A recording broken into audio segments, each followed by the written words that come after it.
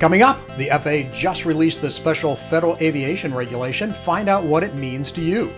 America Strong, the Blue Angels and Thunderbirds join up to support healthcare workers. And what were you doing at 16? Well, this teen is using aviation to help others. Plus, we fly the new high-tech Phenom 300E from Embraer. AOPA Live this week begins in just a moment. Your plane is a valuable tool. With the Genesis Aerosystems S-Tech 3100 digital autopilot, you can rest assured you will arrive safely to your destination. The 3100 is the industry's most advanced autopilot for single and twin-engine aircraft, providing exceptional workload reduction, safety-enhancing capabilities such as straight and level mode and speed protection. To learn more, visit our website today. This is AOPA Live This Week with Tom Haynes and Alyssa Cobb. Welcome to AOPA Live This Week, Home Edition. It's the 7th week for those of us in confinement. Some of you, though, have been out of commission for even longer than that. And a lot of you have been concerned about your medicals, your currency, and the like expiring because, well, you can't get out to fly and you can't get out to the dock. It's one of the top questions we get in our Pilot Information Center. We've been pushing the FAA for some relief, and they've been promising a special federal aviation regulation, or an SFAR, and that's been happening for several weeks now. Well, finally this week, the SFAR came through, and it helps some. If your medical expires between March 31st and May 31st, it's now good until June 30. That June 30 extension also applies to CFI certificates that expire in that same period. But for flight reviews and instrument currency, an extension is only available for pilots flying essential operations. Essential operations can include certain activities like aerial applications, transporting medical supplies and equipment, or flying that's incidental to your business or employment. Now, the SFAR does not deal with things like an aircraft annual inspection or other maintenance issues, which we thought it might. We continue to ask about that. We continue to pursue doing the right thing. Remembering, of course, it only affects 1/10 of our aircraft fleet. Call it every month or so, 1/12.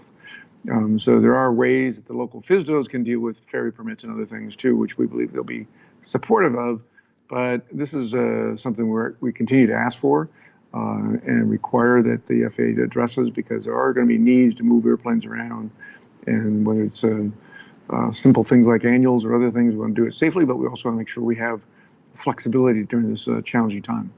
I am appreciative of getting that done for the 90 days, the extension of most medicals. And the opportunity, I think, the way it's written, if it's needed, which we hope it won't be, to be extended beyond that, a month or two at a time, depending on what's going on in the health world. But it was a big move. We look like we can have some flexibility in that. But I'm asking all of our aviators to try and get with their AMEs or their doctors and get their stuff done as soon as practical.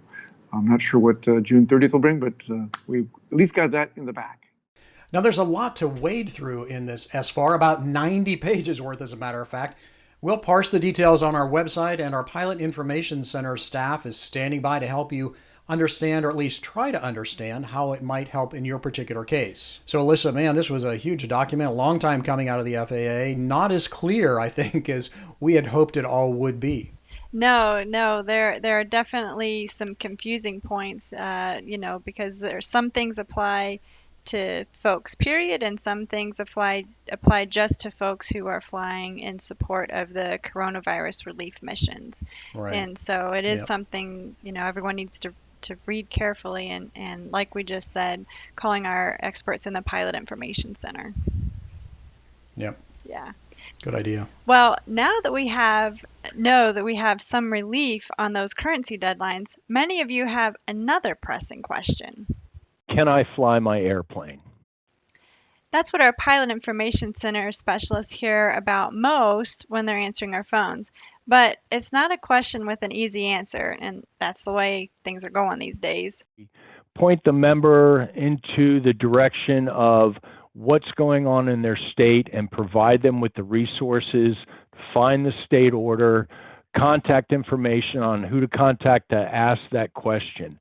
Like we've said many times, the airspace may be open, the airport may be open, but getting from your home to the airport and back, is that a violation?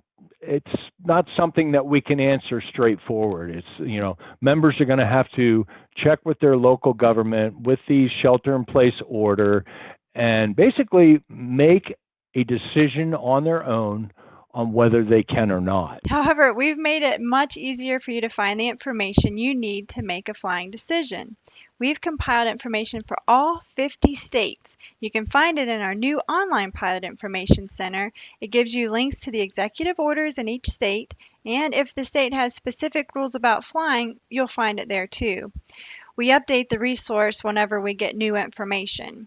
But even if you conclude after checking the state-by-state guide that you can fly, there are still some other things you need to think about and check. Some of the big things, of course, a lot of airports, they're independent businesses that operate on them, the FBOs and so forth. So the planning portion, even if you decide that you are able to fly, the services that you may expect, you need to investigate to make sure that is still operating. Like if you need fuel, you need to call the airport ahead of time, figure out if their self-serve is open or their fuel trucks, any kind of maintenance that you might need, tire repair or something like that.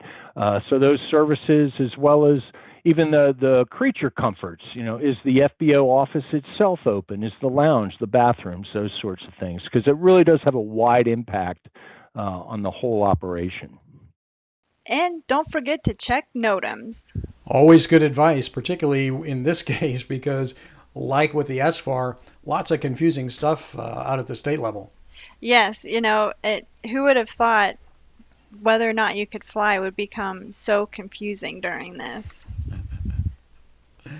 Yeah, lots of people asking that question and, of course, wanting a very personal response, and we can't always give it because of all the local conditions that our techs may not know about. So you have to do some research on your own as well. But there are a lot of good resources on that page.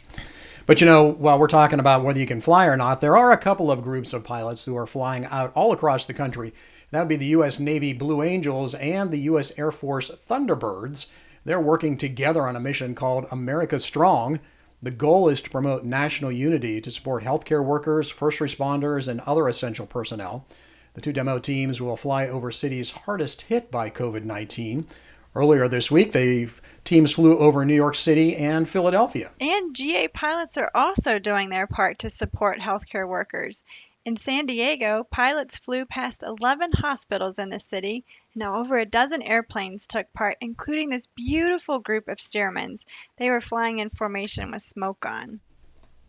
While aerial salutes are one way to help out during the coronavirus pandemic, GA airplanes have been a powerful tool for delivering critical medical supplies all along. AOPA Live's Josh Cochran brings us the story about a young pilot flying supplies with some learning along the way.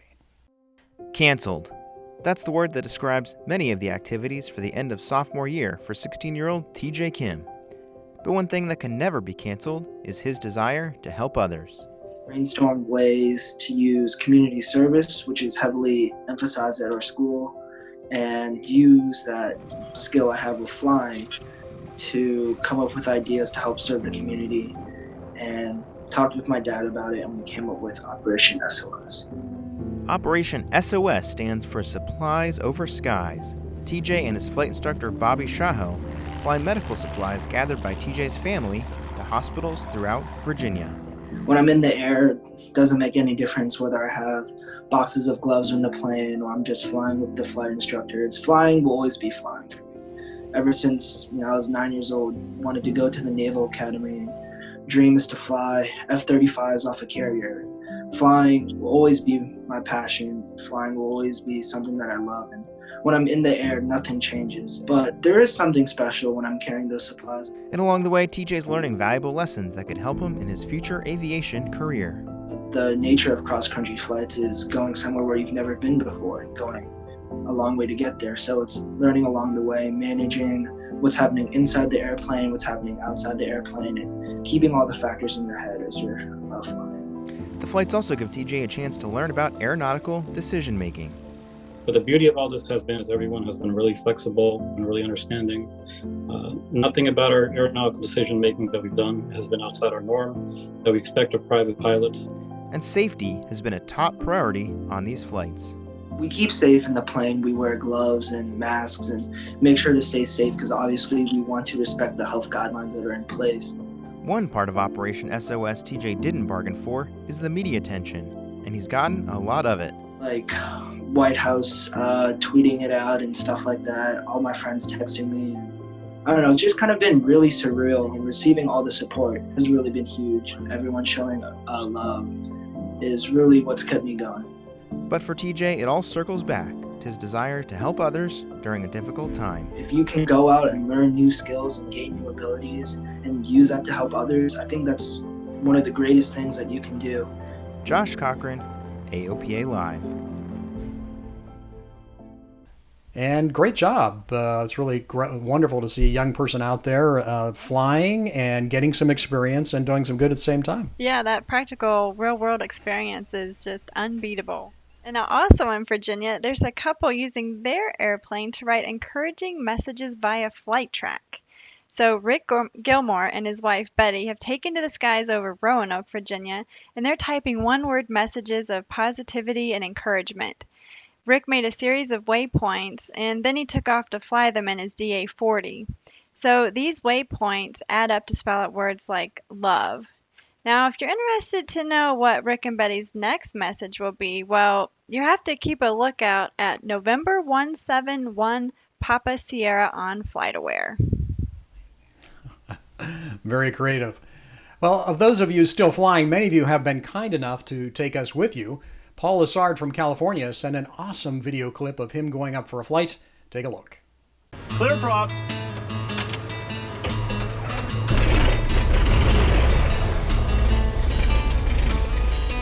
Friday, April 3rd, day 21, 22, I don't know, I've lost track of our shelter in place here in California.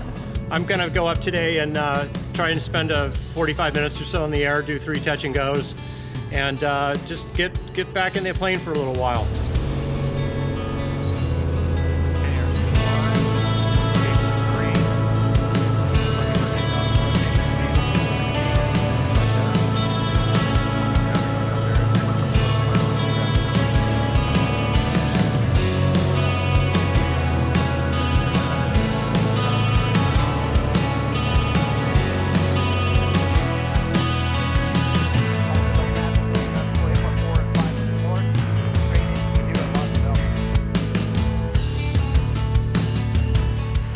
Columbia 6512 Romeo has the departing traffic in sight. We're now left downwind for 24 Hollister. Monster traffic, yellow cab, 3 miles north of the field, 3000.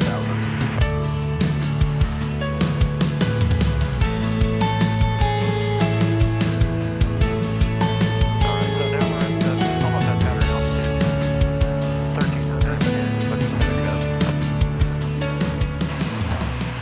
Watsonville traffic, Columbia 6512 Romeo, River in the freeway, 1300, full stop, 20, Watsonville.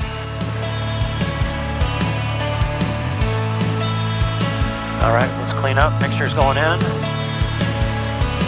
My front gust flying a lot, 85, perfect.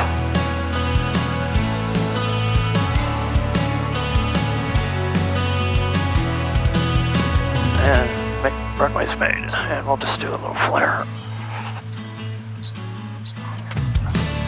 Flight's done.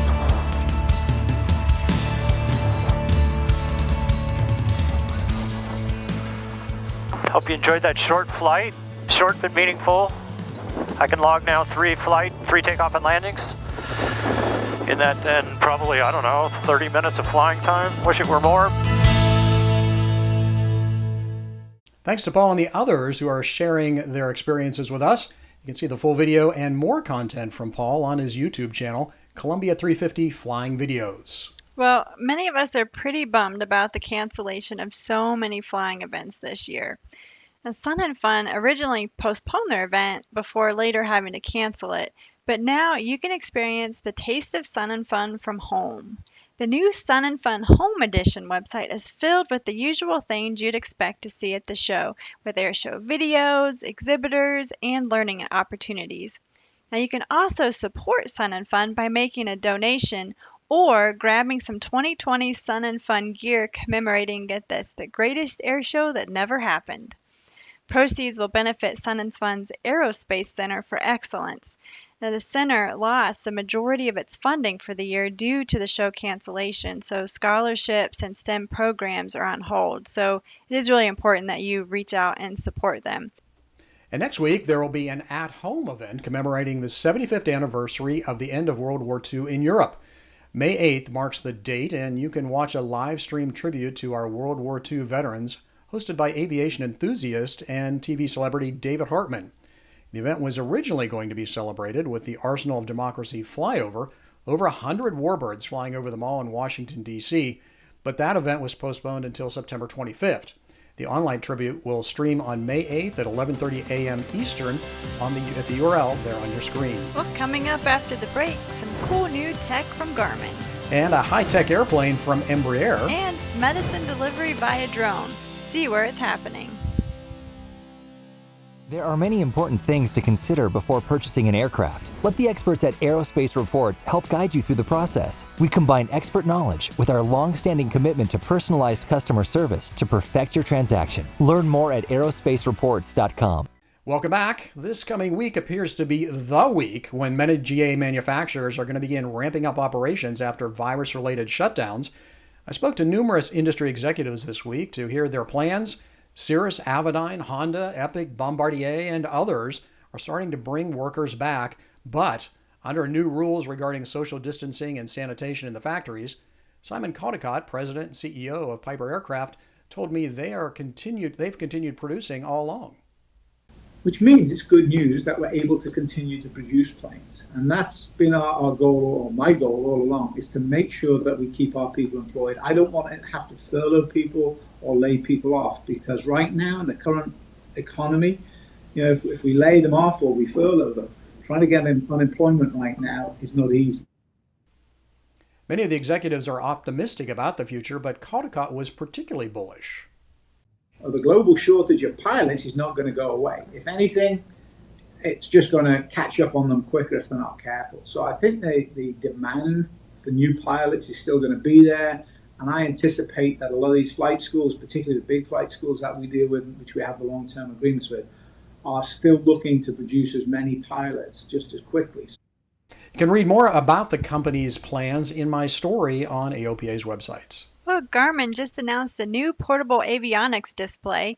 The Era 760 builds on a long line of portable Garmin GPS units, but has a form factor more like a tablet. The 7-inch touchscreen display is designed to be readable in direct sunlight and can be connected with Garmin navigators, including the legacy GNS 430, 530, and newer Garmin navigators. Now, the Era 760 can also serve as a dedicated standalone GPS for VFR operations or as a second display for connected devices. Cost will be just under $1,600, and the device is expected to ship in May. And speaking of new products, last week we announced our partnership with iFlight Planner to give AOPA members access to a new desktop flight planner to replace our now retired legacy planner. And AOPA and the iFlight Planner team have received tons of great feedback, and already thousands of users have logged on to use the new flight planner. One of the top questions about the new product is if you can send your flight plan to the EFB app on your phone or tablet. And what we'll be introducing soon is really what we're calling a bring your own EFB program. So if you prefer to use one on Android, we encourage you to reach out to the developer of that and let them know to reach out to us at appsupport@iflightplanner.com. If there's a different iOS device, we'll be allowing you to push your flight plan once it's downloaded from the cloud into iFlight Planner for iPad or iPhone into your favorite EFB.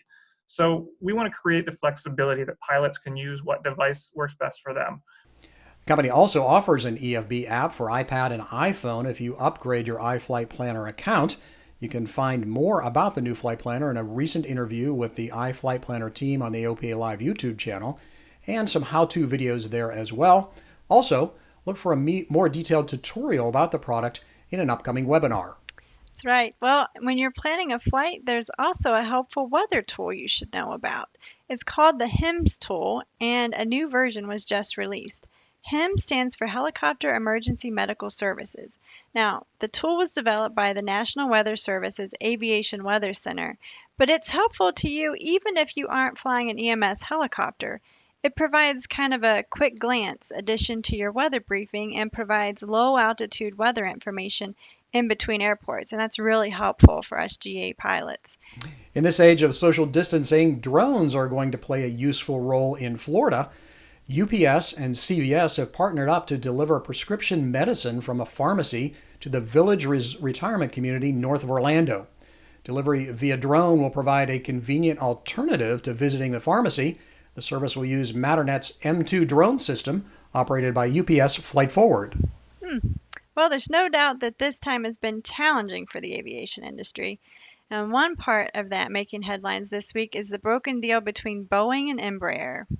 In the agreement, Boeing would have bought the majority of Embraer's commercial aircraft division for $4.2 billion. Well, that fell apart last week when Boeing terminated the agreement. Embraer believes Boeing wrongly broke the deal and will be seeking damages from Boeing. But the deal didn't include Embraer's business jet division, and the company recently introduced a new version of the Phenom 300 called the 300E. The airplane has a number of high-tech improvements, and our AOPA pilot editor-at-large Tom Horn got to take it for a flight. Let's welcome the new, even more enhanced Phenom 300E from Embraer. Get a load of the new Bossa Nova interior with its clever compartments, forward two-seat divan. In the front office, the panel's been given faster, higher resolution G3000 display screens, new touchscreen controls, and a new initialization procedure prompts you to enter each flight's initialization data on the touchscreens. For the flight, I'm paired with test pilot Steve Berst. Then after 3 Stall. then it pushes. Phenoms have shaker-pusher stall protection systems, so this is checked before each flight.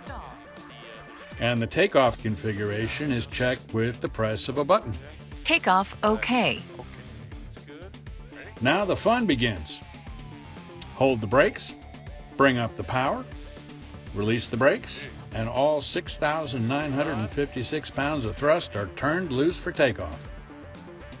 Our V1 and VR of 104 knots comes and goes, and we're on our way to flight level 330.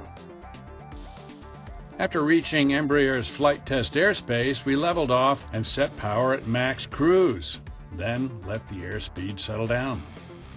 Sure enough, we hit a max cruise of 469 knots true airspeed, or Mach 0.78. That's 5 knots faster than earlier Phenom 300s.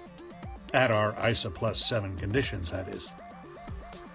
To set up for a return to Melbourne, we loaded the approach, and by doing this, set up for a demonstration of 2 other new features for the 300E. Because now, the G3000 knows the length of the runway. From the GPS, the airplane's position is known. And from the AHRS and air data computers, its airspeed, angle of attack, and descent rate is known. Put all these variables together, and the 300E's stable approach and runway overrun awareness and alerting system, ROAS, has the information it needs. First, the stable approach warning. While flying down final, I deliberately slowed the airplane from its VREF of 111 knots. Once the airspeed drops 3 knots below the VREF, the system gives its warning. Unstable approach. It will also warn if descent rates exceed 1,000 feet per minute or if the airplane isn't fully configured to land. To show off the ROAS, I flew down the runway at 100 feet AGL and 130 knots, way above VREF, so that the system would trigger. It issues its warning when the system calculates that your speed and runway remaining are a setup for an overrun. This is a long runway, so the system thinks that I'm taking a long time to flare. giving the long flare alert. Keep flying and the ROAS broadcasts the overrun, go around warning. Long flare, long flare. Overrun, go around, overrun, go around. All these new features, plus the added speed and comfort, boost the new 300E's edge in the heavy end of the light jet marketplace. And I'll bet that other bizjets will take the 300E's lead and soon have ROAS systems of their own. Tom Horn, AOPA Live. Well, you can read more about the Phenom 300E in the May Turbine edition of AOPA Pilot Magazine. Well, that's it for us this week. Thanks for spending your time with us, and we hope you're keeping your spirits high during this time. And feel free to share your comments on the show. Email us at the address on your screen or leave us a comment on YouTube. And hey, don't forget to subscribe either. See you next week.